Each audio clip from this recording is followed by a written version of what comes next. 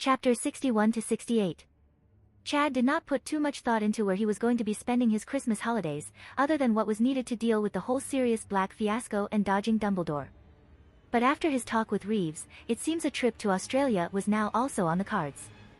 The main goal he wanted to complete over the 2 weeks he was free from surveillance, was to test out Ravenclaw's diadem and settle any problems he couldn't deal with while stuck at Hogwarts. But to do that, he needed test subjects, and luckily, some protesters in Australia had just volunteered. This would save some poor unsuspecting thugs from being kidnapped off the streets to never be seen again. Not that they would really be missed, as they lived a lifestyle that didn't have a whole lot of social ties willing to go to the police and report them missing. Any friends or family would either think they were off doing something illegal and afraid of accidentally incriminating them, or going to ground to hide from the law. If they did actually ever report their disappearance, it wasn't like the house elf kidnappers left any evidence that would trace back to Chad. After leaving Reeves' office, Chad had Boppy teleport him over to the Godric's Hollow base, which had become his main headquarters. Since he now had multiple underground vaults all over the place to stash his loot, this base held only the best of the best. Stolen wizard loot was never kept there. Magical items taken from wizards and witches were scanned for any tracking spells before being stored in separate loot dump sites. If there were 3 months of no activity, they were then moved to another dump site and left for another 3 months to make sure it wasn't just being monitored to catch the perpetrators. Only then were they taken to permanent storage vaults or converted into gold. This safety measure had been set up so if a wizard was ever smart enough to track down something that was stolen, it would not expose Chad's main base or see him lose all of his loot. Plus, it was a way to test out how enterprising a wizard could be when it came to finding things. The books and movies never really showed a wizard easily tracking an object unless they had a link to it. The Horcruxes, for example, could have been found easily once you had one of them if that was the case. Then again, Dumbledore didn't really want them to kill off Tom too quickly, as that would have ruined his plans. Chad still wasn't convinced that Dumbledore had actually died in canon, as the Withering Curse did not outright kill the old man and had been contained in his arm with magic and potions for months. He could have easily cut off his arm that held all of the poison. Not to mention that it was his loyal lackey Snape that did the deed with Draco as a witness. There were simply too many things left unexplained for Chad to take any risks by storing everything in one place and relying on wizard stupidity. But even if someone did eventually track down a dump site or Godric's Hollow base, they better hope they had backup. All of his bases, temporary or permanent, were being monitored by his many elf minions. A magical race that could teleport at will and was entirely devoted to him pretty much made Chad unstoppable. He couldn't work out why any previous Dark Lord didn't take advantage of them even if they couldn't use magic against wizards. Well, other than wizards being extremely racist. Godric's Hollow had been massively upgraded over the years, as any material ordered as a cover for the magically repaired houses he rented out was used in outfitting the base. The previous house elf community was also forcefully upgraded, and mini elf-sized hotel rooms were built into the underground base for any elf stationed there. Most elves now permanently resided in Australia when not on an operation, as that was where all the house elf children were raised. The original 1,670 house elves that served him fanatically had now risen to over 2,000 with the population boost thanks to him sanctioning unrestricted relationships and breeding. Boppy had also informed him that another batch of house elf children were ready to be bonded on his next trip to Australia. It seemed the earlier they were bonded, the healthier house elf children were, since being unbonded for extended periods eventually killed the magically symbiotic creatures. Once Chad had finished inspecting the glittering hoard of treasure stored at Godric's Hollow, Boppy had informed him why there were mostly stacks of gold bars than piles of cash or golden galleons lying around. And it was not because it all got spent on his many costly entrepreneurial ventures, though that certainly played a part. It was mainly because there was a limit on how much Muggle currency could be exchanged to the goblins, even if it was spread out over the many magical communities worldwide. Crystal had started buying up any gold on the Muggle market to trade for galleons instead. Gamp's law meant gold was still expensive in the magical world, as only Flamel had the ability to disregard it and permanently create gold. Leprechauns were the only other beings that could do so, but theirs reverted back to its original form after a few hours. Not that it was common knowledge for wizards and witches, as canon had Ludo Bagman tricking many by paying off his gambling debts with it. Goblins, however, considered it highly prohibited and had ways of telling the difference. Since Crystal had ended up sinking any spare cash into gold, there was less and less of it stored in loot sites. Since large amounts of money were troublesome to launder and deposit into banks, she ended up investing heavily into gold. Galleons were not really a priority for Chad or Crystal, since the only real expense they had in the wizarding world was buying elves and their equipment. Unfortunately, there was simply no one else willing to sell their house elves. Even the ministry's office for house elf relocation had been closed down from having no elves to relocate.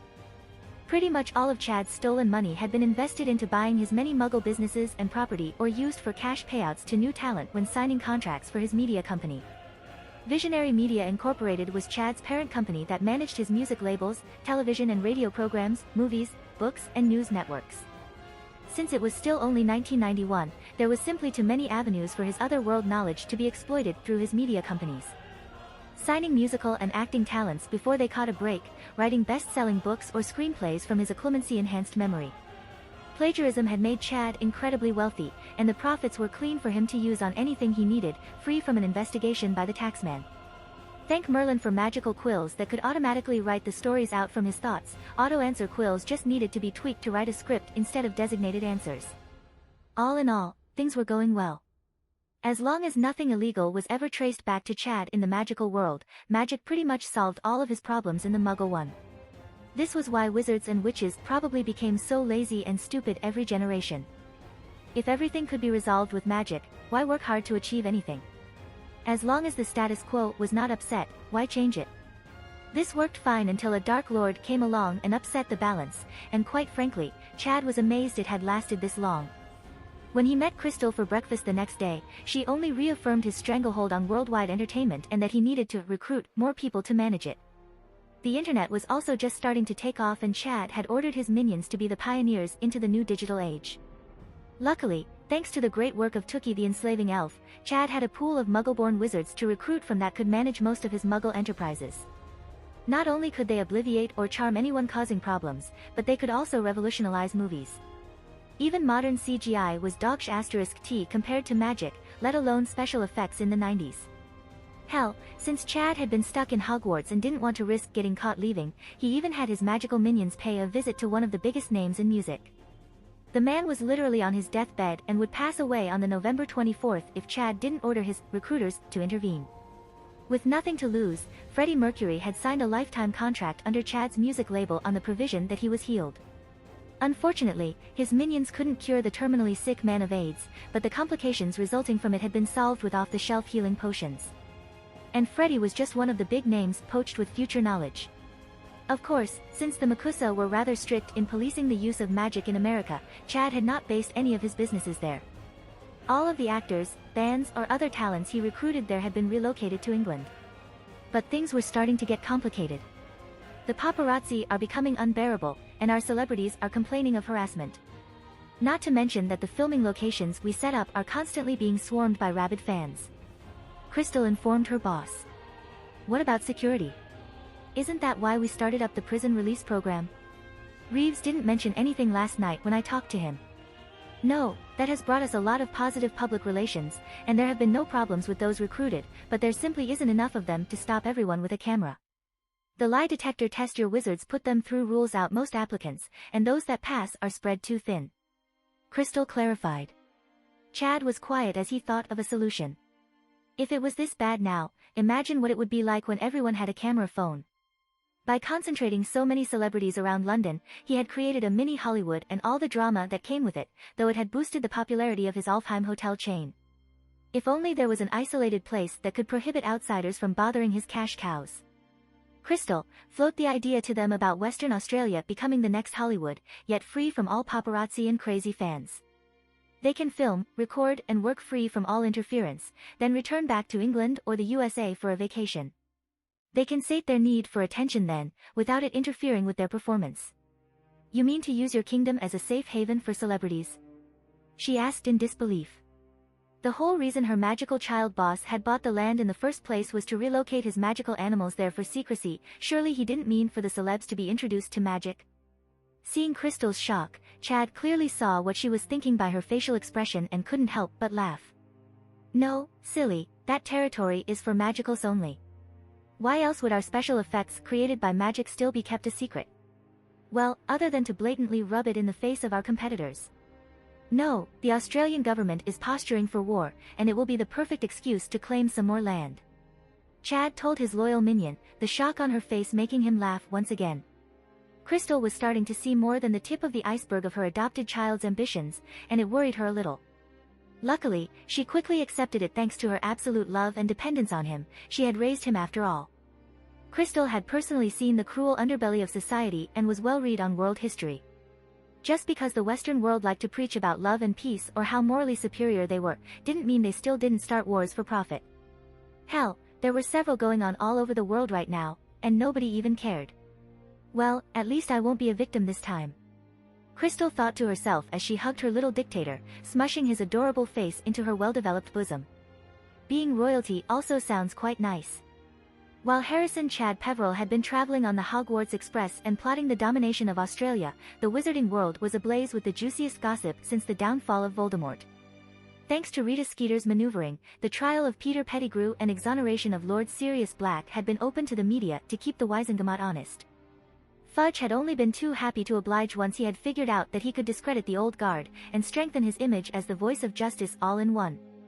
Removing some of Dumbledore's fame and status was also a driving factor. He was forever worried the old man might take his job as well as all of his other positions. The trial had started at midday, and the courtroom was packed to the rafters, waiting in anticipation for today's excitement to begin. The courtroom was located on the 10th level of the Ministry of Magic and was only used for severe criminal cases or to create new laws.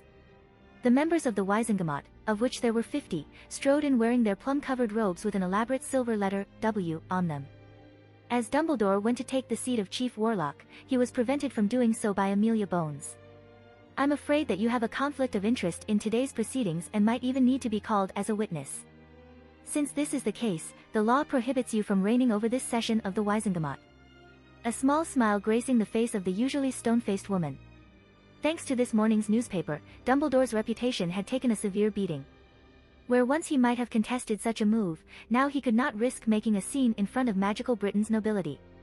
The little influence over today's proceedings he might gain was not worth the damage to his remaining reputation. Regretfully, he could only take a seat in the spectators section and hope his contingencies were enough to misdirect the fools that dared to judge him. After a short vote, one of the Wizengamot's oldest members, Griselda Marchbanks, was temporarily assigned as Chief Warlock. Pettigrew was then brought in covered in magic-inhibiting restraints that also prevented Animagi from taking their bestial form.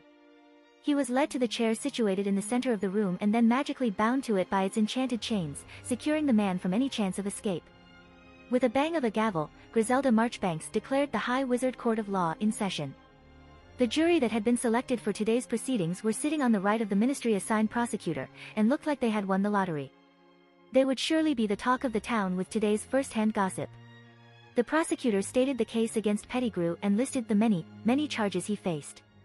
These included but were not limited to, indecent association with minors, accomplice to the Potter's murder, treason, and the killing of the 12 muggles that Sirius had been supposedly convicted for.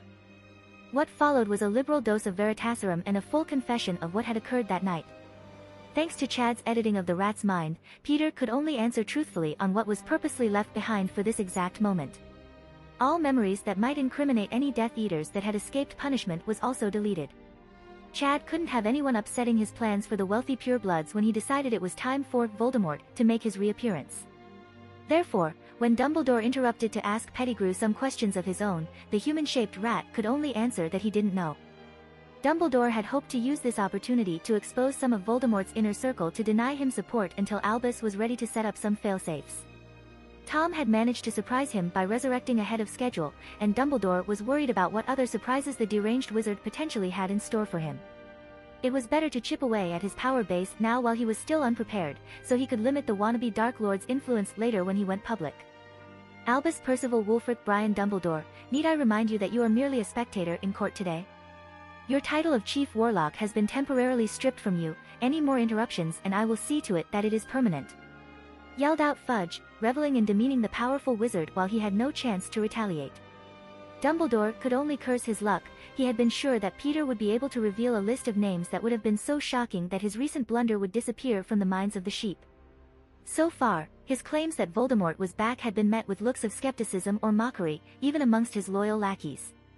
Now he was just made to look foolish, and by that bumbling idiot Fudge no less. This was why Veritaserum was not generally used as a sure way to prove guilt.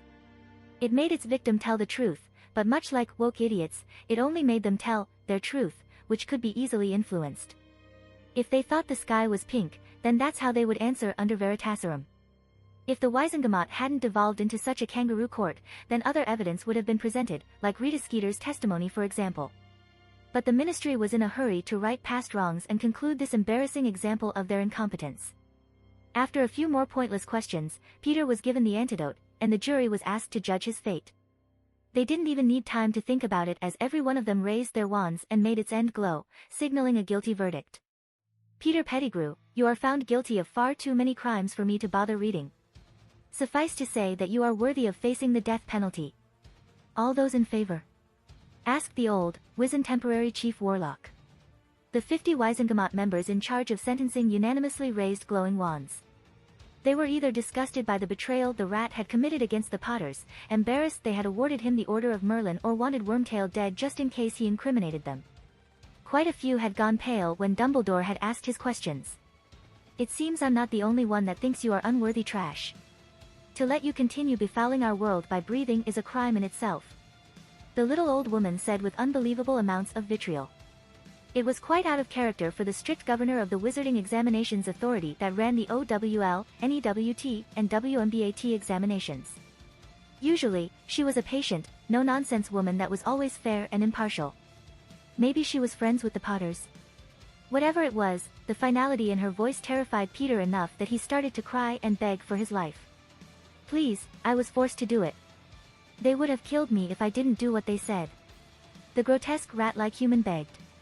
Save you lies you, traitor. We have already heard you real reasons why you served up your only friends to you-know-who. Betrayers like you are who I hate the most in this world, and unluckily for you, it is at my discretion on whether you get the veil or if a Dementor sucks out your corrupt soul. Guess which one I choose? The suddenly terrifying woman maliciously informed Peter. No, no, please. Cried Pettigrew, so scared that he had lost control over his bladder, soiling both his clothes and the chair. Even some of the hardened members of the dark side were looking at the sadistic glee on Griselda's face and re-evaluating where she sat on the light-dark spectrum. Her behavior was vicious enough to warrant a promotion under Voldemort. Dumbledore wanted to intervene and advocate for a life sentence in Azkaban instead, but looking around the room told him his pleas would amount to nothing. He needed a look into Peter's mind to see just what had gone wrong with the Veritaserum. He knew for a fact that Wormtail knew Lucius was a Death Eater. Unfortunately, a cold feeling of dread pervaded the room just as he was working out how to gain some alone time with Peter. Looking up at the source, he could only curse under his breath as a Dementor was led into the room by two Aurors. It seems like Fudge was sure of today's outcome and had prepared accordingly. Merlin, by the look on Griselda's face, she had been in on it. Albus thought to himself, angry at his plans being foiled again. The gathered crowd had a mixture of terror and excited curiosity as they watched the Dementor glide over to Pettigrew, ignoring its victim's screams as it locked lips with him. The once animated wizard that was fighting his restraints with everything he had, abruptly went still and slumped into the chair. The satisfied Dementor was quickly herded out of the chamber so the assembled audience for today's macabre entertainment could once again regain some warmth. The chilling aura of the dark creature affected all but the most iron-willed. Justice has finally been served after being perverted for so long. Unfortunately, we need to once again right a past wrong. Bring forth, Lord Sirius Black. The now smiling Chief Warlock commanded, looking every bit the image of the stereotypical grandma. Sirius Black was looking a lot less haggard than what most people were expecting after serving 10 years unjustly in the world's worst prison. In fact, even as he shuddered from the now familiar demented aura of his worst nightmare, the man still had a smile on his face. Especially when he saw his most hated foe being unchained from the suspect chair, and watched the piss dripping from Peter's inert body. Sirius simply strolled over for a closer look, smiling like it was just another Friday afternoon and he had just got off work. Without a care in the world, the man hopped up a tremendous loogie and spat it onto the soulless body of the man he once called a friend. Looking over at the piss-stained chair he was expected to sit in, he could only gesture at the gobsmacked Auror holding Peter's legs to do something about it. While Black waited for the man to drop the unresponsive rat's legs and send a scouring charm at the chair, he couldn't help but stir up the bigwigs staring down at him. His inner marauder coming out before he could even be bothered to stop it, not that he would anyway. So, how have you all been? I'm afraid I am a bit behind on the current gossip. We did win the war, didn't we? He jauntily asked before taking a seat on the now pristine chair in a carefree manner, crossing his right foot over his left knee. Unbeknownst to the assembled crowd, Sirius Black was experiencing the best day he ever had in the last 10 long years. Not only had he been officially released from the hellhole known as Azkaban after a series of questions, but a pretty witch had even interviewed him for his side of the story, promising to tell the public the truth. It had soon been brought to his attention that the reason he was tasting the sweet air of freedom was thanks to the very same beauty giving him a look he hadn't seen since before the war started. One of lust and promising some fun in a broom closet. Luckily, he had been given some time to clean up before his guest was allowed to see him, otherwise, 10 years of accumulated filth would have put off even the horniest of nymphomaniacs. It was amazing what sex could do to combat any lingering Dementor side effects. It was many times more effective than chocolate. Later, he had walked in to see the rat missing a soul and exposed as the piss-covered coward he actually was. It had galled him to find out that the man had been hailed a hero while his good name was besmirched as a filthy traitor. It was as if all of his wishes had come true. If only James and Lily were still alive. Before his fractured psyche could turn his joy into sadness, he was brought out of his musings by Griselda Marchbanks asking for an account of the worst night of his life. Steeling himself against a further attack of morose thoughts that threatened to bring tears to his eyes, he gave an almost wooden play-by-play of what had occurred. And that was when Hagrid showed up and demanded I hand over little Harry. Of course, as his godfather, I refused since it was now my responsibility to raise him. But Hagrid was not taking no for an answer and started to threaten me. Dumbledore's orders, he said. Dumbledore knew this was coming since he was first prevented from meeting with Sirius. If he couldn't edit out any answers that may implicate him in abducting Harry Potter, then he needed to cover his tracks. Since his original plan of torturing the child into becoming a willing sacrifice went off the rails due to outside interference, he needed to distance himself from any involvement. Unfortunately, that meant sacrificing others to take the fall for him. When the entire court turned to face Dumbledore looking for answers, he resolutely stood up and declared, I gave no such orders. I learnt of Voldemort's defeat through the fading of the dark mark on a Death Eater. As flimsy as this excuse was, without questioning Hagrid, nothing could really be done. The light side was inclined to accept this excuse even though it was common knowledge that Hagrid was Dumbledore's man. This was mainly because their heads were so far up their leader's arse that they could see daylight behind the back of his teeth. The dark side, of course, was planning to use this latest controversy to add to all the others and deprive their political enemy of even more influence than they had already intended to do. They were completely oblivious that the man they opposed had done more for them politically than Voldemort ever did. Then there were the neutrals, and they were just enjoying the show. Since they were the minority and denounced by both factions for not choosing a side, they were hoping for mutual destruction. This was so they could gain more voting power from the fallout and have a more significant say in the decision-making of new laws. But no matter what a person's stake in the situation, one thing was clear, Hagrid was not going to survive it. The 50 Wizengamot members were all from pure-blood houses and having a half-breed kidnap a noble heir, one that already had his wand snapped for past crimes, was not going to go well. As the muttering and heckling became too unruly, Griselda Marchbanks slammed her gavel down multiple times and called for order. Whether from fear of the old lady's earlier ruthlessness, or from just wanting this *T show to progress, the courtroom quieted down. Lord Black, are you saying that Rubius Hagrid, the Hogwarts groundskeeper that can't use magic, arrived at a house that until the attack had been under the Fidelius charm and then forced you to hand over Harry Potter? All of this just after a targeted assassination? Queried the acting chief warlock. Ah, yes? I even gave him my motorcycle so he could quickly take Harry to Dumbledore while I hunted down the rat. What happened to my godson?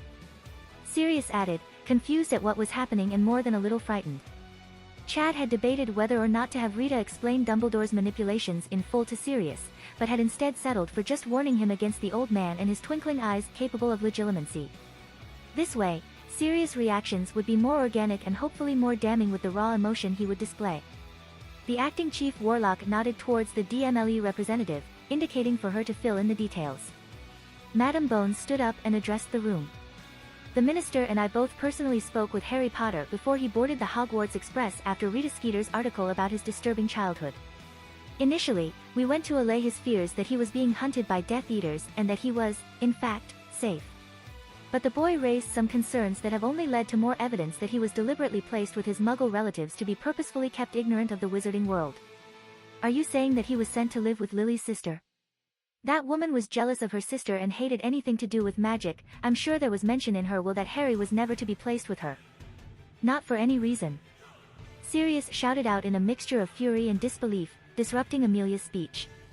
Yes, quite, Amelia affirmed, a little miffed at Black's interruption. Unfortunately, our department is so incredibly underfunded and spread thin, that we didn't have time to fully investigate Harry Potter's case until recently. The severe woman didn't miss a chance to slap Fudge in the face with his *T budget allocations and separate her department from the inevitable fallout for not prioritizing a case of line theft. Line theft was not just an issue in the magical world, it had also been prominent in Muggle law. It was a law to protect against the hijacking of a noble line and by extension, its power, lands, and wealth. Otherwise known in modern Muggle society as inheritance fraud. More shouting and heckling drowned out anything coherent, so Madam Bones just waited for the Chief Warlock to once again quiet the room. After a few more bangs of the gavel and a threat of removal, Amelia once again received the full attention of the room. As I was saying, when we finally cleared the backlog of crucial investigations, I personally led a team to Harry Potter's childhood residence, but the evidence appeared to be tampered with. Under Veritaserum, the Dursleys admitted every crime they had ever committed against a magical child in their care that also happened to be the last surviving heir of House Potter. I have already submitted the full report if the court wants an in-depth account of their crimes. They were unaware of who delivered the child to their doorstep, but there was an anonymous letter explaining who the child was and that they now had to raise him under a few veiled threats of Death Eater retaliation. When we spoke to Harry Potter before he left for Hogwarts, he mentioned a few concerns of his, and I am sad to say they were entirely justified. I could find no mention of the last will and testament from either James or Lily Potter, but other heads of House Potter mentioned family artifacts that remain unaccounted for. In fact, after digging into the official investigation report of their deaths, no bodies were ever found, and everything in their Godric's Hollow residence had been removed. There was also no mention of Harry Potter, his whereabouts, or his condition. It appears everyone had just accepted that it was Harry that defeated He Who Must Not Be Named, after surviving the killing curse, and that he had received a cursed scar on his forehead in return. There were no witnesses listed, yet there have been quite a few books describing in detail what happened that night. I can only conclude that someone high up in our government has perverted the investigation and then disseminated an explanation that was unanimously accepted by everyone. For example, I knew for a fact that Harry Potter had a scar on his forehead despite never meeting the boy and him not knowing about magic until he received his Hogwarts letter. How is this possible if the boy was kidnapped that night and has not interacted with anyone magical since? Another interesting fact was that it was Hagrid that introduced the boy to our society when he received his Hogwarts letter and then took him shopping in Diagon Alley. Care to explain why Dumbledore? Concluded the head of the DMLE. As I stated before, I have no idea what Hagrid was doing in Godric's Hollow the night the Potters died. If I had known of the attack, I would have gone myself. What else would be more important than the defeat of Voldemort? Dumbledore deflected, looking around the room with his grandfather act in full force to drive home that point. After all, what witch or wizard didn't believe that the only person who could defeat the Dark Lord was the leader of the light? If their most hated adversary was reported dead, they would definitely go themselves to make sure of it. Who would send a bumbling oaf like Hagrid on a mission so vital? When he saw that his point had been made, Dumbledore continued, as for sending Hagrid to buy the boy's school supplies, well, the Dursleys had destroyed every letter sent to the boy, and I grew tired of their games. Minerva and Phileas were busy with other tasks, and as much as I trust Severus, he holds no love for the Potters. I thought Hagrid would be the ideal person to intimidate them enough into complying and also give the child someone friendly to introduce the world of magic. I had no idea that dear Hagrid was involved with anything so sinister as line theft, though he was the one that suggested he go in the first place, quite insistent about it actually. I just thought it was a bit of hero worship and love for the Potters since he knew them from when they were at Hogwarts. The manipulative old man finished, obscuring some truthful details under a whole lot of deceit. Unfortunately, too many of the purebloods sitting on the Wisengamot were ready to believe that a naive, bumbling fool like Hagrid was guilty of such manipulation and foresight in stealing Harry Potter's birthright. How was he even going to accomplish it when he was not eligible to inherit anything thanks to having his wand snapped and not completing his O.W.Ls? Was his plan to befriend the boy and siphon his funds that way? And why wait 10 years before making a move? It was not like they hadn't already disregarded evidence or motive before when dealing with Hagrid. They had done so when they blamed him for opening the Chamber of Secrets and railroaded the poor half-giant with trumped-up charges. It was simply ludicrous how the ministry was comprised of so many racist purebloods that continued to spout blood supremacy dogma but were happy to then turned around and inadvertently named Hagrid Slytherin's heir. In truth, it was just used as an excuse to remove unwanted elements from Hogwarts and deprive the half-breed of any rights he was entitled to as a wizard. And thanks to Dumbledore's thorough reprogramming of the mentally weak half-giant, Hagrid would admit as much to the court when prompted. What followed Dumbledore's deflection of blame was another torrent of abuse directed at both Dumbledore and Hagrid alike. The main offender was Sirius Black as he proceeded to question how Dumbledore was unable to see Hagrid's guilt yet quite happy to send him to Azkaban for 10 long years without a trial. Even the Order of the Phoenix was brought up and its dirty laundry aired in public. Sirius accused the old man of endangering the lives of its members with his morality-driven, stunners-only order, and then throwing away any surviving members of his group once Voldemort was defeated. Even though Dumbledore's vigilante group was something of an open secret, and had also worked alongside the Aurors at times, most did not know any details of how they operated, what their goals were or the identities of its members. Sirius had no problems with naming names, as after Rita's probing questions and her revelations that no one at all stood up to defend him, Lord Black now considered all ties with them cut. Much like how Chad considered any Potter alliances dissolved after no one came to his rescue, Sirius lost any respect for his so-called friends that still lived after the war. Unlike Canon, Sirius was not on the run and desperate for any sort of acceptance and friendship. When Sirius listened to Rita's account of the unanimous sentiment throughout magical Britain that he was Voldemort's right-hand man, he was done with any loyalty towards those that left him to rot in Azkaban. It was amazing what a good shag and cold hard facts could do to clear up any self-loathing and misguided fealty. The slight guilt he had towards Remus Lupin for thinking the werewolf a spy 10 years ago had also dissolved when he found out the coward had abandoned not only him but also Harry. The man better have one hell of a good excuse if he wanted to remain friends. This outburst had completely caught Dumbledore off guard as he had always remembered Sirius Black as a loyal, carefree prankster pinning for acceptance and distancing himself from anything he viewed as dark, not a man that would reveal the secrets of his friends. But what Dumbledore didn't know was that after watching Dumbledore throw Hagrid under the bus, all of his resentment from how Dumbledore made them fight against lethal spells from Death Eaters had risen to the surface. Not to mention that half the known Death Eaters had been pardoned under Dumbledore's nose while he had not even received a trial. Hell, even his own surviving family members left him to rot in prison without getting him a hearing. With Rita, under Chad's orders, reminding him of all unjust attacks on his reputation and how he was abandoned by everyone he knew, it was just too much for him to remain silent any longer. Sirius was only 20 years old when his best friends were betrayed and killed, and then he was cruelly locked up for it. Safe to say he had a lot of unresolved grief that he needed to vent. With every name of Dumbledore's group listed that had died, so too did his reputation. When the Longbottoms were mentioned, there was some outcry, but it was when Sirius finally got to James and Lily Potter, that the court once again went ape***t. In the end, Sirius Black's acquittal hearing lasted hours longer than Peter Pettigrew's trial. Fudge had jumped into the spotlight by publicly denouncing Dumbledore as reckless and no longer fit to hold office as either Chief Warlock or the headmaster of Hogwarts. As much as the light side tried to defend their leader, there was just too much proof of negligence. Somehow, Black's hearing had become a focused attack on Dumbledore, and every scrap of evidence Amelia Bones had against the man was brought up to thump him over the head with it. Even though Albus managed to deflect any of his involvement in the line theft accusations, he still couldn't fight against the tidal wave of condemnation to keep all of his job titles.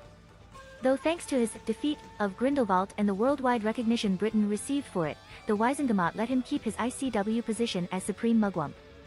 Most of us are happy with one job Dumbledore, as it keeps us busy enough if we do it well. Regrettably, you have 3, and as we have heard here today, you have struggled to do even one of those properly. If it wasn't for your past accomplishments, I have no doubt that you would have faced a stay in Azkaban for the many counts of endangerment to the heirs of our most prominent families. But in recognition of your previous service, you will instead face fines and only be allowed to retain your position as Supreme Mugwump.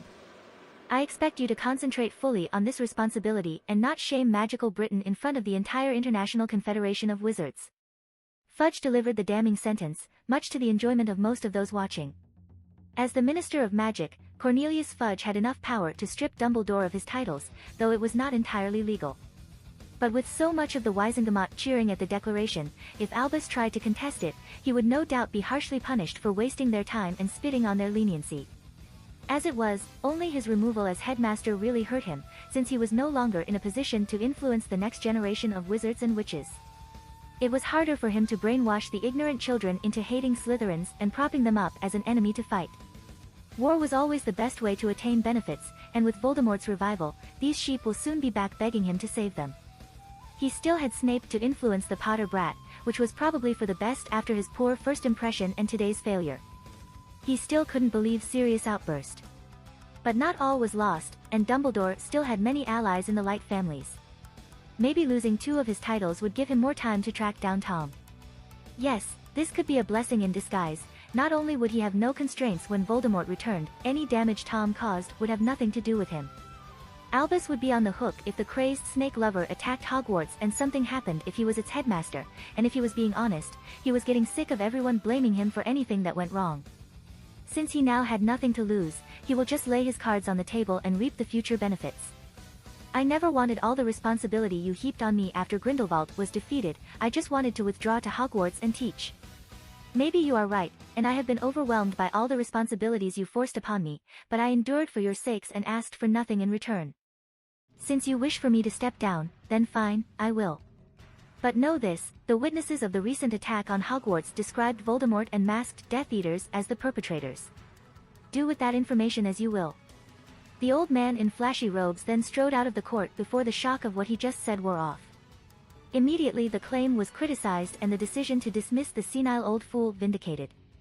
With Dumbledore ousted, the hearing was rushed to a conclusion, and Sirius Black was exonerated and paid out a tidy sum in reparations. This was mainly why Fudge had pushed for enormous fines for Dumbledore, so he could alleviate this financial burden, not to mention his part in Black's unlawful imprisonment. The last thing Griselda Marchbanks decreed before she ended today's court session was to issue 3 arrest warrants for Millicent Bagnold, Barty Crouch SNR and Rubeus Hagrid.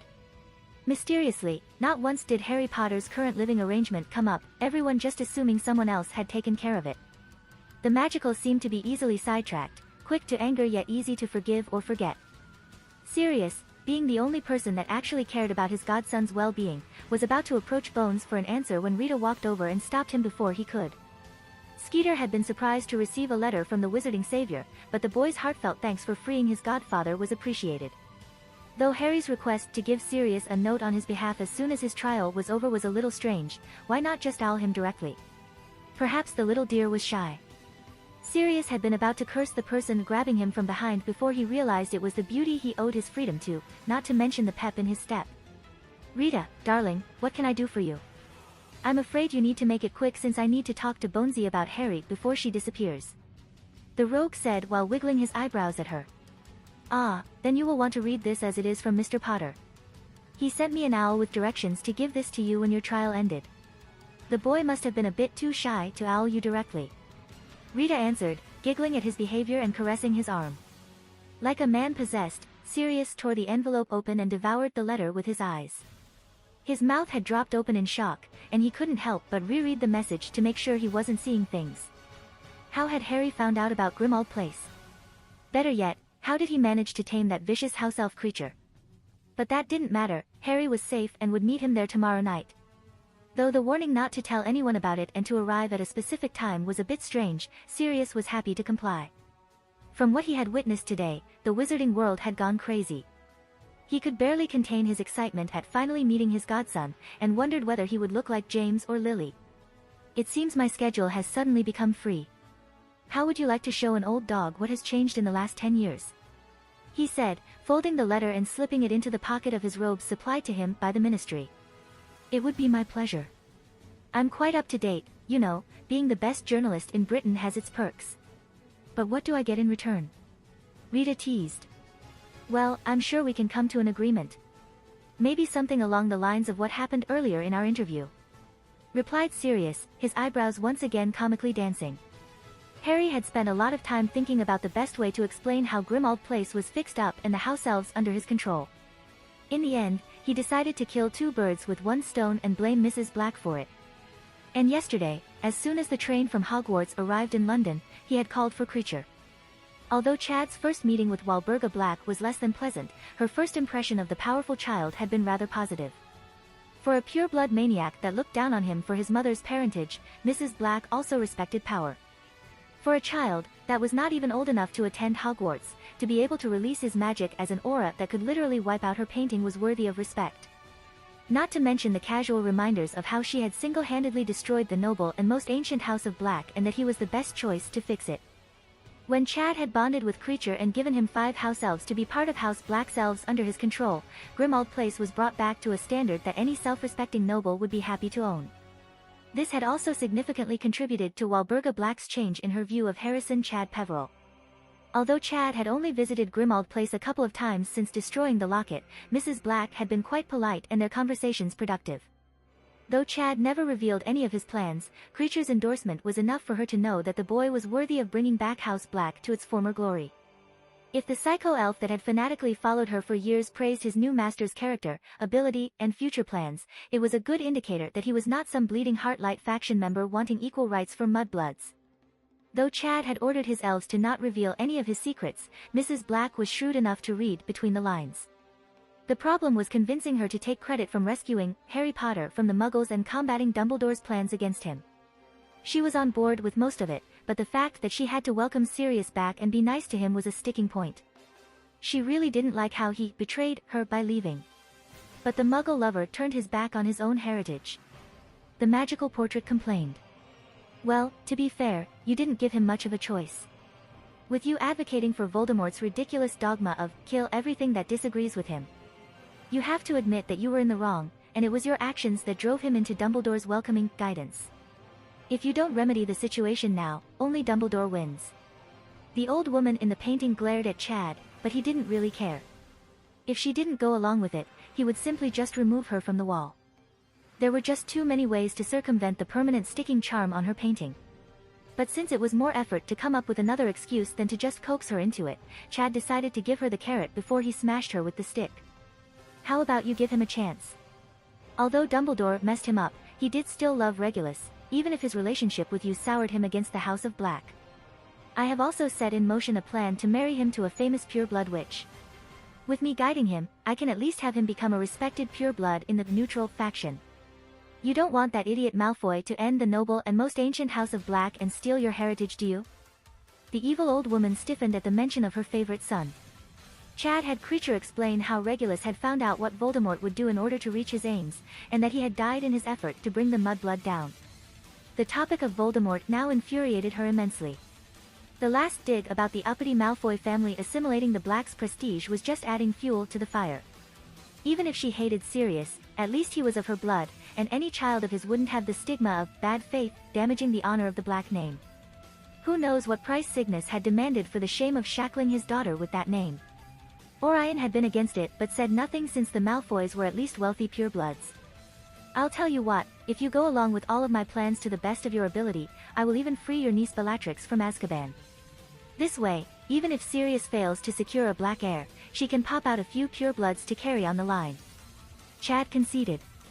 What he didn't mention was that he was going to empty the prison anyway once he revealed his Voldemort persona to troll the Ministry and Dumbledore. Bellatrix was rumored to be a bit of a hottie, and everyone knew that the crazies were the best in bed. So he was not sacrificing anything by offering it as an incentive to the old biddy in the painting. Fine, I will play the regretful mother and welcome that blood traitor back as the head of House Black, but you better fulfill your promises to me. If only my poor Regulus survived and Sirius was the one to die. The cruel old pureblood wailed. Man, that's some cold-blooded **T right there. Chad thought to himself as he watched a mother wish for the death of her own child. I better thoroughly prep her for when Sirius arrives. This kind of talk would see my plans torpedoed before they even began. The next day, when Chad had finished catching up with Crystal and organizing everything for his subjugatio trip to Australia, he had Creature once again pop him over to Grimmauld Place. He had 30 minutes to once again ensure Mrs. Black would not **CK everything up with her pure blood mania. So we are agreed, you will tolerate Sirius if he shows some promise and I get Bellatrix out of Azkaban. No blood supremacist dogma or insults to any guest, even if they are mudbloods, and certainly no telling Sirius that he should have died.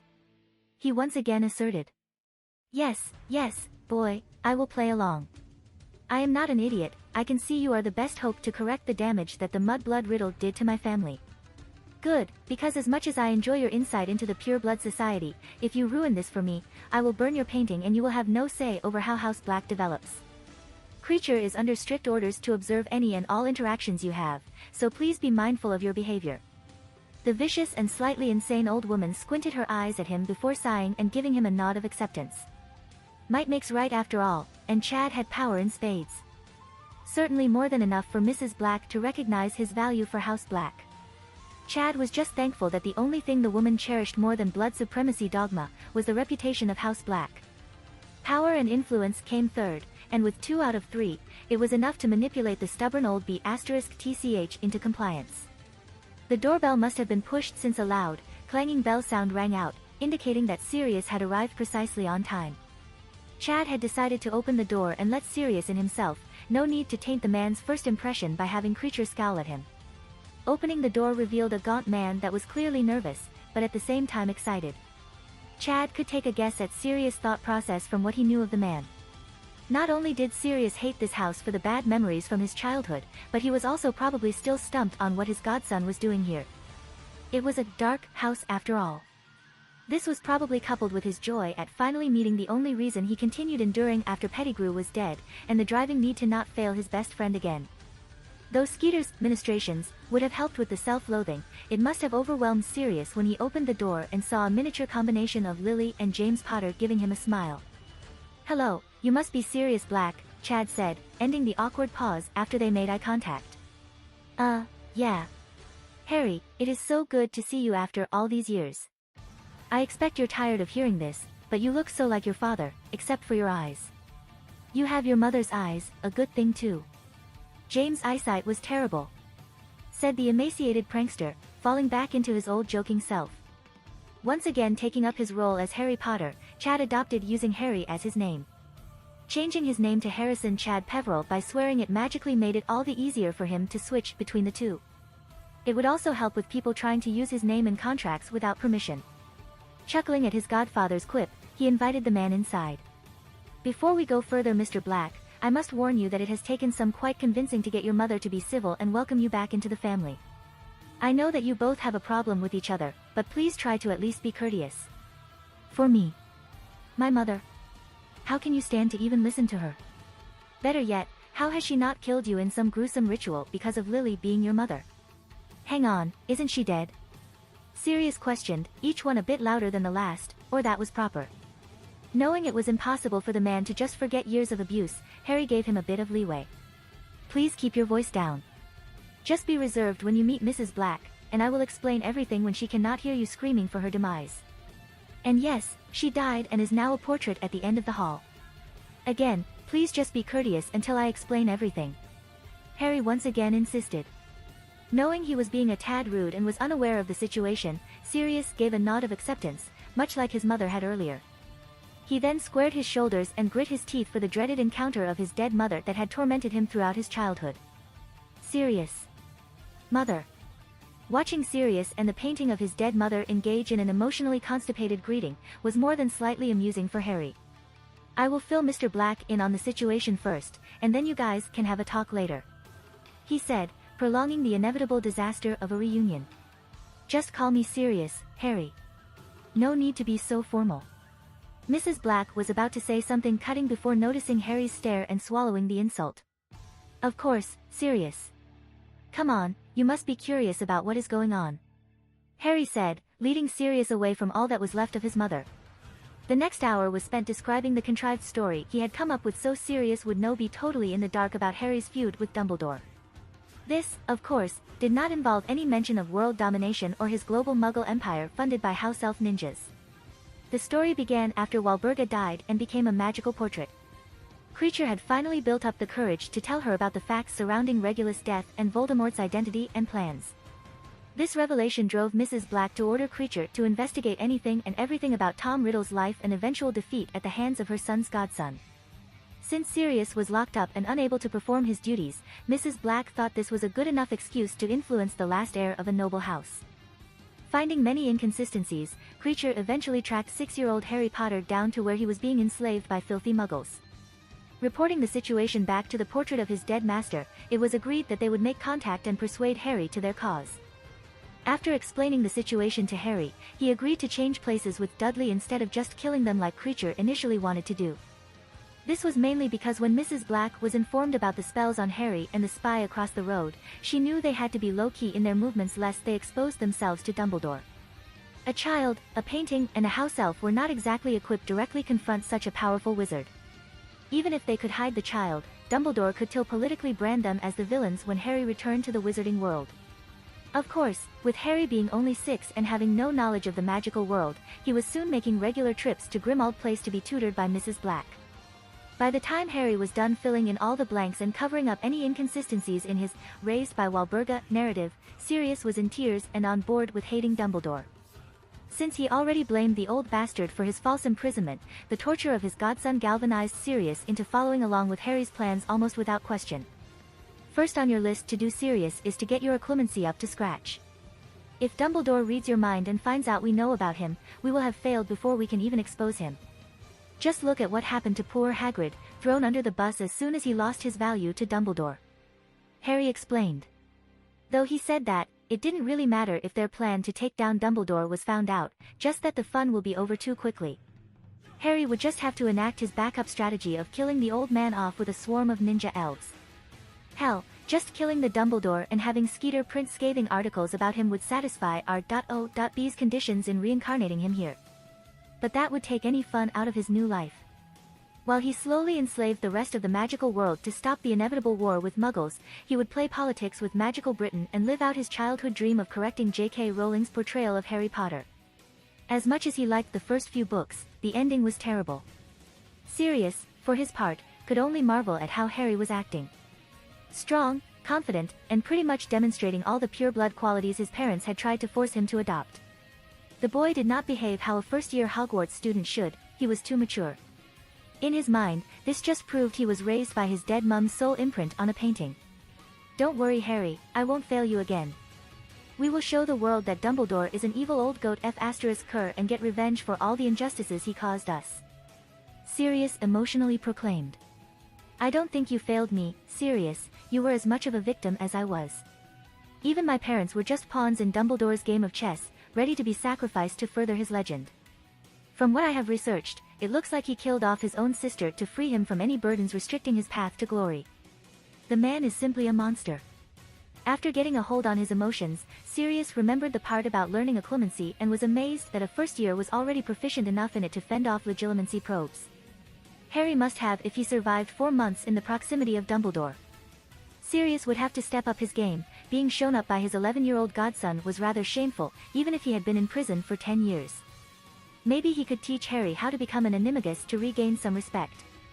Sirius was then badgered by Harry into quickly restoring his health and taking up the mantle of Lord Black. The Potter Regency would also need to be filled by him until Harry came of age. Just like his occlumency, Sirius would also need to focus on his customs and etiquette if he was going to handle the rebuilding of 2 prominent houses. There was also the need to follow up on the Auror investigation into the Potter's inheritance, property, and owed rent, not to mention the business of Hagrid's attempted line theft. But I thought he was innocent. Sirius asked, unsure why Harry wanted to prosecute the half-giant. It's quite simple, Sirius. The purebloods need to make an example of anyone even daring to think of usurping their legacy. You have seen how they feel about Muggleborns supposedly stealing their magic, and that is just conjecture. But this is an actual attack on their influence and power base, just like how you were locked away without trial, and they will demand heads to roll for it. I wouldn't be surprised if Millicent Bagnold and Barty Crouch SNR are fined into paupers before being sent to Azkaban for a few years. Hagrid, on the other hand, will be executed for sure, seeing as they have already taken his wand and the rights that come with it in his youth. I want you to push for having Hagrid become an indentured servant for his crimes, and serve our houses. This way, we can stick it to Dumbledore and gain a loyal warrior and friend. Harry explained. Still, that's a little extreme, isn't it? Can't we just clear his name? This will have everyone thinking he is a criminal. Sirius argued. Magical Britain will want blood for this. Some for hurting the boy that lived, some for racist beliefs, and everyone else as a deterrent for line theft. Then you have Dumbledore in the mix that will either reclaim his pawn or kill him off to hide any evidence linking him to it.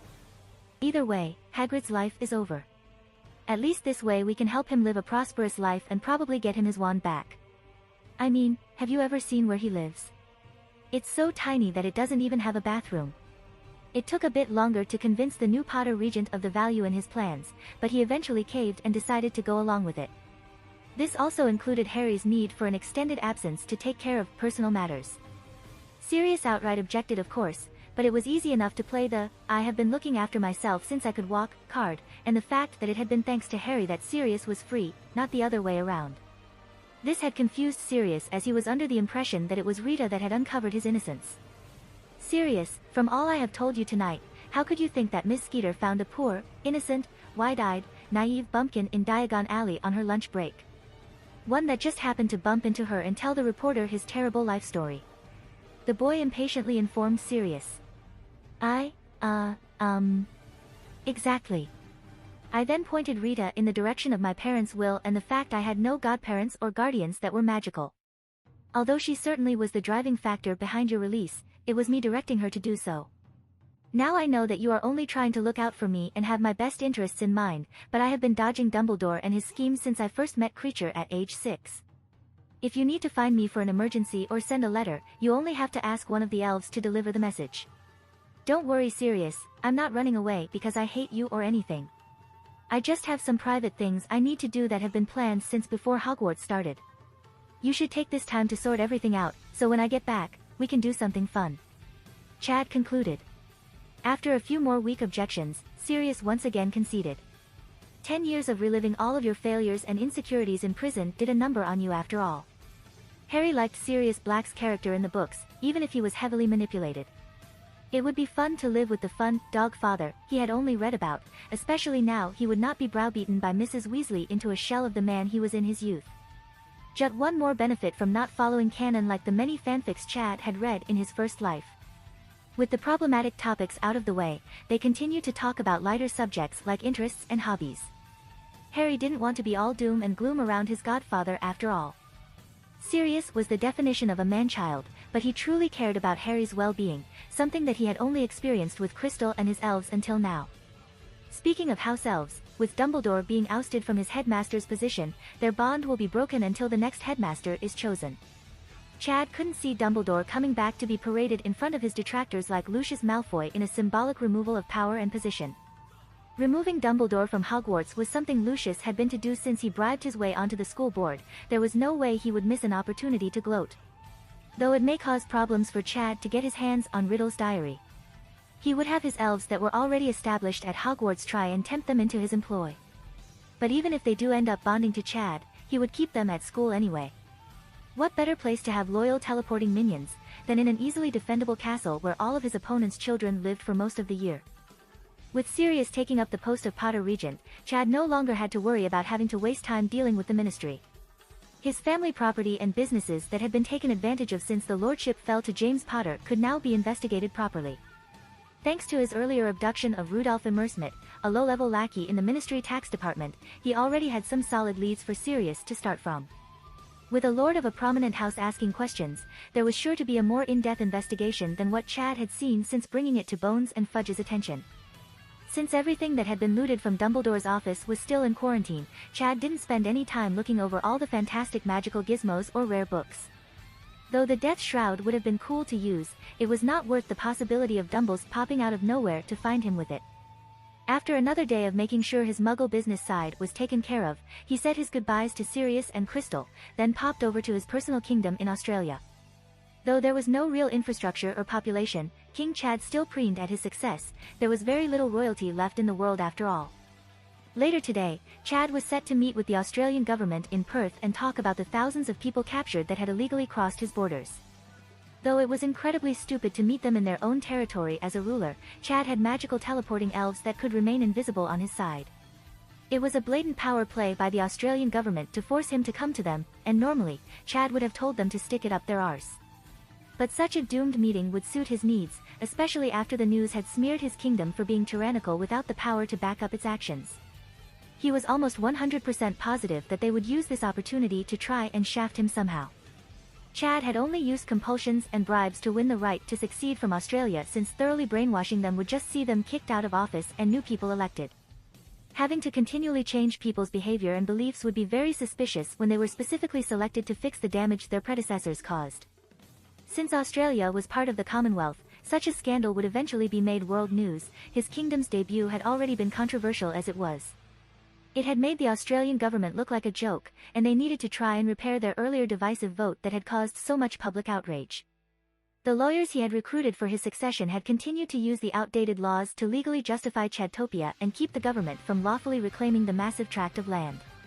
However, with the new change of government representatives thanks to outraged voters, pressure was once again applied to the new kingdom that didn't seem to have any military strength. Chad still couldn't believe that the elves had named his kingdom for him and everyone had just run with it. Though Chadtopia was cringe, his ego was large enough to accept it and just roll with the blatant criticism he would no doubt receive for it. Since Chad knew Australia was going to do something, he decided to use this opportunity to justify a war with them. After all, the Australian magical community were already under his control, so how were the Muggles going to take over a kingdom when they couldn't find a capital to attack? The answer was to take the king out of play. Chad planned to heavily protect himself magically from mundane attacks and then walk into the lion's den. He would also have everything filmed to use for propaganda and justification for legally taking over the entire island rich in minerals and natural resources. Though he controlled the media to try and reduce the initial backlash of establishing his kingdom, they had needed to report with some accuracy or be called out as fake news like CNN. They had still managed to blunt the damage, but when everyone was against you, it was like pissing into the wind. The time had finally come, and a 3-car convoy full of Muggle-born wizards in suits accompanied him into the closest city to his lands for the meeting. Though his people wouldn't be able to blatantly use magic, they all had handguns and were impervious to bullets thanks to shielding charms. If it came down to a firefight, lack of fatalities could easily be blamed on body armor. Not to mention that if all the witnesses died, Chad could edit the footage to suit his needs anyway. Parliament House was located on Harvest Terrace in West Perth, and the drive there had been smooth since they were escorted the whole way by police. Clearing the roads of traffic made the ride there in a luxury limousine all the more enjoyable. Their arrival was met with a mob of journalists and cameras flashing, trying to capture the man that had bought up the entire peninsula of Western Australia. Chad thumbing his nose at everyone by declaring himself king had also brought too much awareness for there to be no coverage of this occasion. With his *LT illusion firmly in place, he exited his limousine to where an assistant was waiting to direct him to the meeting room. Though his magically created illusion was not tangible, he was still tall enough to interact with full-grown men. The magic involved would also stop people from trying to touch him unnecessarily and expose the illusion. It was not an ideal solution, but full body transfiguration would have seen him exploding like his test thugs. Already they were disrespecting him by not having someone important greet him. Hell, the Prime Minister should be there to shake his hand. He was a king after all and was there on a diplomatic mission between their two countries.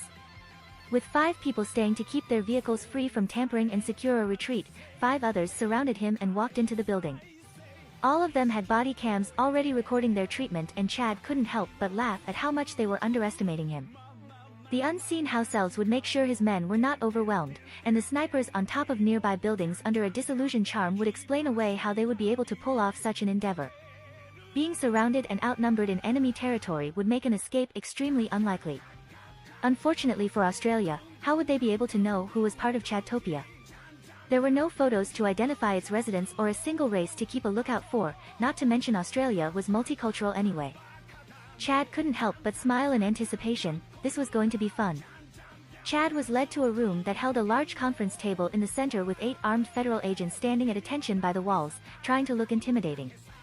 At the table that could comfortably seat 20 people, 3 nondescript men sat in the middle on one side. He recognized none of them, and they looked like any other corporate suit you would expect to see behind a desk. They could have at least produced the Western Australian Premier to add credence to this meeting. "I'm sorry, sir, but your men will have to wait outside," one of the armed men in the room said, meeting them before they could take more than a few steps into the room. "Are you and the other people with guns going to be present?" Chad asked. "Of course, we are here to ensure everyone's safety," the man replied. "Then my bodyguards will also stay. More people to ensure everyone's safety." "I'm afraid that is not possible. These men are completely unknown to us and pose a risk to the government officials here. Do they even have a license to carry their weapons? I'm afraid you will all need to surrender your weapons and be taken into custody," the officer asked, his hand hovering near his sidearm.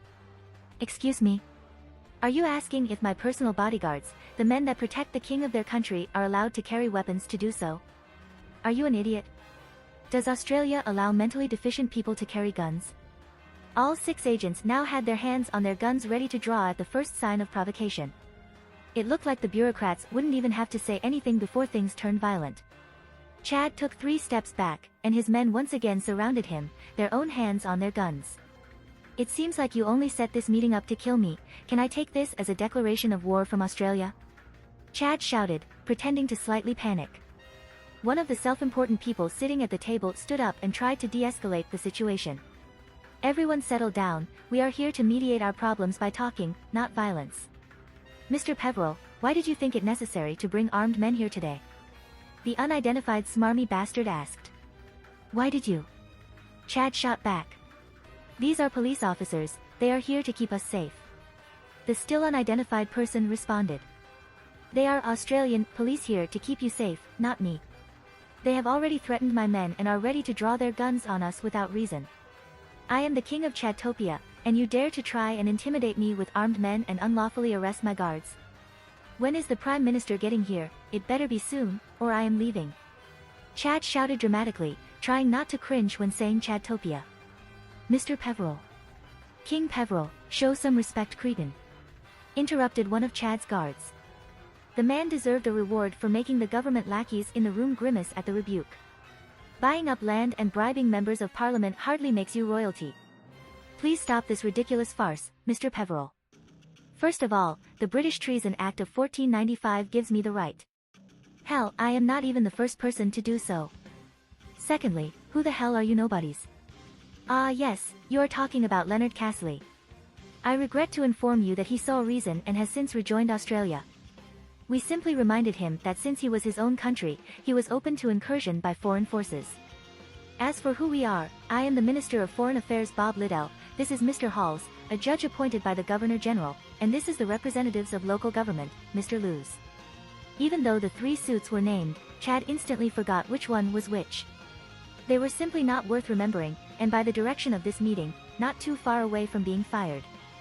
So no one of importance is here to talk about why thousands of your citizens illegally invaded my land with prohibited substances and committed terrorist acts. Or were they acting on your behalf? Chad asked, deciding to turbocharge this farce of a meeting and get to the fun parts. They didn't even have a military representative here for a show of force, just a few federal agents and some government bootlickers most likely appointed out of nepotism.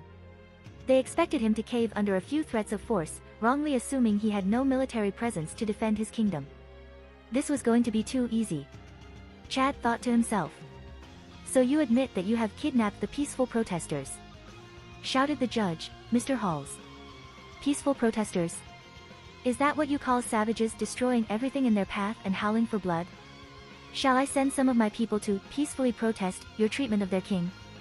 Chad spat at the government stooges, doing his best to rile them up enough to say something stupid. You do not have the authority to detain anyone in the first place, you are just a normal citizen of Australia punishable under our laws. That is grounds enough to have you arrested and imprisoned for the rest of your miserable life. Yelled Mr. Luz, a passive legitimacy scan revealing some of those captured had been his acquaintances, radical left-leaning puts that he was. Chad just laughed at the man and then hit him in the face with logic. Well, it would be if they treated him like any other country they dealt with. Tell me, is this what you say to Indonesia or China when Australians are detained and face the death penalty for drug trafficking or espionage? They have military strength and are capable of defending their borders, you are not. Let me make this clear, Mr. Peveril, if you do not cease this nonsense right now, we will march into your land and arrest everyone living there. Then we will throw the book at you, as the leader, you will never see the light of day again. This is your last chance, there will be no others.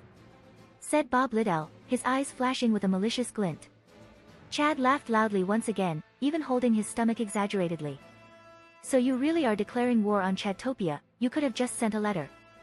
Well, we will be off then, you warmongers will regret this day. Chad dramatically stated, keenly aware he was being filmed by his men. Where do you think you are going, you idiot? Shouted Judge Halls. Back to my kingdom, of course, are you retarded? Or are you saying that you invited me here under false pretenses to capture me and steal my land? Are you that cowardly that you would attack me before even officially declaring war? There's no requirement in international law for a country to issue a formal declaration of war. Since the 1940s, laws such as the Geneva Conventions and UN declarations apply to any armed conflict regardless of whether war has been officially declared or not, making such declarations a mere formality with no legal weight or meaning in international law. Replied the smug Judge Halls. Indeed, you have made a grave mistake, Mr. Peveril. I can see the news headlines now, delusional man thinks he is a king and attacks police for disrespecting him. Laughed Bob Liddell, intentionally emphasizing Mr. in a petty attempt to mock Chad. Let me get this straight, you brought me here today to kill or imprison me and take my land back for Australia? There was never a plan to discuss diplomatic cooperation between Australia and Chadtopia. Is this sanctioned by the Australian government and the Governor-General? Chad stated for the record. Damn, you really are stupid. Did you really think we would just let you take such a large chunk of Australian resources and would be fine with it? A few rich bogans thought they could declare independence. Ha ha ha ha, Liddell mocked, bursting into uncontrolled laughter. Chad's faked disbelief even caused the rest of those in the room to laugh at the self-proclaimed king. Money did not solve everything, it wouldn't stop a bullet from ending your life or the government from coming out on top. What they failed to remember was that it worked both ways. The government were not all-powerful, as anyone with a gun could remove them from office. Bang bang bang bang bang bang bang bang bang. Bang bang bang bang bang bang bang bang bang. In that brief moment of laughter, the 8 agents were distracted, and Chad's men took the opportunity to put them down after he gave them a signal. He already knew that he would most likely have to shoot his way out and had prepared his men accordingly. 3 of the agents managed to draw their weapons and return fire, but their shots were either deflected by magic or went wide from a rushed shot. Chad's men took the opportunity to rush the wounded agents and execute any that still lived. Firing from where they had been stopped once they had entered the room made it harder to ensure accuracy, and not all bullets fired were kill shots. Even with the agents not wearing bulletproof vests, some managed to avoid severe injury, and leaving armed police alive was just asking for trouble. "What are you doing? You killed them!" shouted Bob Liddell hysterically. "Are you an idiot? You just declared war on my kingdom and announced you were going to kill me. Why would I just let that happen?" Chad replied, looking at the 3 cowering suits that were suddenly aware of their mortality. "Please, I have a family," begged the judge that had just bragged about loopholes in international law. "Well, you should have thought about that before starting a war. You have severely underestimated my military strength and just how far my hand reaches. You have as good as handed me this beautiful continent with your warmongering. And unfortunately for you, I don't want crooks to live in my kingdom. Kill them," Chad ordered. "No. Please. You can't do this. Help, police." Their begging and cries for help went unheeded as Chad's men carried out his orders. They had signed a contract enforcing loyalty and obedience. Even if they wanted to spare the lives of these pathetic bureaucrats, they couldn't. Bang bang bang bang bang bang. Chad nodded grimly after seeing his minions double-tap the 3 officials. Although he had ordered the deaths of thugs and carried out experiments on them, seeing people beg for their lives before they were killed still left a sour taste in his mouth. But at the end of the day, they had been laughing at the thought of his misery and death. Why would he show them any mercy when it was almost guaranteed they would immediately scream for his destruction if he let them go free? Chad was now at war and couldn't afford to be lenient, that only led to his men suffering at the hands of those he spared. If he was going to fight against a force that vastly outnumbered his, then he needed to harden his heart and do what was required. All is fair in love and war. Not wasting any more time thinking about the deaths of his clearly defined enemies, Chad was surrounded by his men, and they broke out into a brisk jog for his limousine. He didn't want to get surrounded after all. When they reached the exit, they saw many policemen bleeding out on the ground. His men had taken up positions behind the doors of their cars awaiting anyone else stupid enough to assault them when they had snipers on overwatch. The journalists were running around screaming and yelling for the police to save them, but Chad had explicitly told his minions not to fire on them unless they attacked first. He didn't need to be portrayed as the aggressor by shooting unarmed bystanders. Without stopping, Chad and his men jumped into their cars and sped away, tires screeching in their rush to leave. Once they were clear, the snipers were teleported out by elves but kept ready in case of an extended police pursuit of their king. No one had expected a shootout from the delusional man claiming royalty. They had expected a similar outcome as the other so-called king of Australia that had been in the news. It was one thing to jokingly claim independence to escape taxes, quite another to kill people and fight a war. In reality, they should have expected this. A man that was wealthy enough to buy such a massive amount of land and displace tens of thousands of people was not just going to roll over easily. The 30 or so policemen they had assigned to Parliament House had not been enough to cower King Chad into submission. By the time it took to respond to calls for help, Chad's convoy was already speeding down the highway to the only gateway in the massive wall surrounding his kingdom. The adrenaline coursing through his body from his first shootout caused his excitement to skyrocket. Was this why he always read about main characters rushing headfirst into danger? Though Chad much preferred to strike from the shadows and remain hidden, he could certainly see the appeal of acting like Monkey D. Luffy from time to time. It was exciting. Reaching his territory with only 2 police cars trying to intercept him and being riddled with bullets from machine gun fire, Chad ordered his people to obliterate anything that came within shooting range. Now that he had his justification, escalation was crucial for gaining complete control of Australia. He needed this war to be over before outside interference could mobilize and force him to the table of diplomacy. Though he still wanted to give a grace period for people to quit their government jobs and flee if they wanted. The fewer dissenters in the country meant the less amount of idiots he needed to hunt down and manage. It would also hopefully make the military attack first. The bodycam footage from today's drama was edited and sent to all news outlets in Australia under his control. He needed to be the first person to set the narrative, and the short speech before the footage of the meeting would hopefully paint him as the underdog unlawfully attacked by the overbearing and overreaching government. To all those watching, my name is Chad Peveril, and I am the king of Chadtopia. As silly as that may sound to you, I can assure you it is a legitimate claim and legally done under Australian law, even if my lawyers have a terrible naming sense. I spent a considerable amount of time, money and resources to purchase land from both the Australian government and independent landowners in southwest Australia. When I had acquired enough land to nearly equal the state of Victoria, I declared myself king and succeeded from Australia. Leonard Castley was the first to do so when he was not happy about the unfair taxation by the government. Though he was not recognized as a separate nation, my claim was acknowledged as legitimate when it was put to the vote in Parliament. Though the government representatives that were in favor of my claim have now been voted out of office, it does not change the fact that I won. It is hilarious to me that the new members of Parliament claim foul play and that I bribed my way to independence. Do they not see why I wanted to be free from their tyrannical and corrupt system in the first place? They only prove my reasoning was correct, and they are no better than their predecessors for claiming my succession was unlawful because the Australian government is immoral and corrupt. Today I was invited to the Parliament House in Perth to discuss diplomatic relations and cooperation with the government I had just legally succeeded from. I happily complied since I was once proud of the fact that I was Australian and was only angry at the government, not the country or culture the Anzacs proudly fought to defend. The security team employed to ensure my safety was skeptical about the motives of the meeting and set up contingencies in case of more governmental malfeasance. I am sad to say that their concerns were proven correct. Here is video footage of what took place at today's supposedly diplomatic meeting between our two countries and why my men had to shoot our way out. The edited footage was then shown with emotional music playing in the background, clearly making Chad out as the victim of a conspiracy by the government to get rid of Chadtopia in less than legal ways. After the footage, Chad once again came on to deliver the conclusion of his speech. The Australian government has declared war on Chadtopia with their attempt on my life, even if they are too cowardly to do so officially. Unlike them, I am not afraid to practice what I preach. Today, I declare Chadtopia at war with Australia and will not stop until my territory encompasses all of this great land. For any citizens not wanting to get caught up in the fighting or do not want to be subjected to my rule, I suggest you immediately leave the country. This island was conquered by the British on the January 26, 1788 and rightfully claimed by force from the primitive indigenous inhabitants. I shall now do the same, and any and all that oppose my nation with violence will be met with lethal countermeasures. Anyone holding a government position by tomorrow will become targets for elimination since they are now leaders of an enemy nation. Any armed forces, be they from the police, the military or just rogue farmers with guns will be seen as enemy combatants and dealt with accordingly.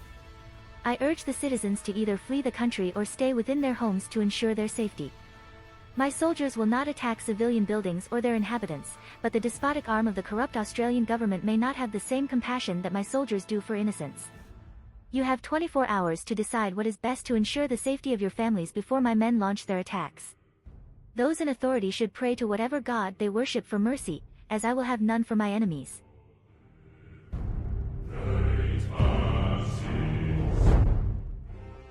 If you like this content, don't forget to like and subscribe. See you later, bye bye.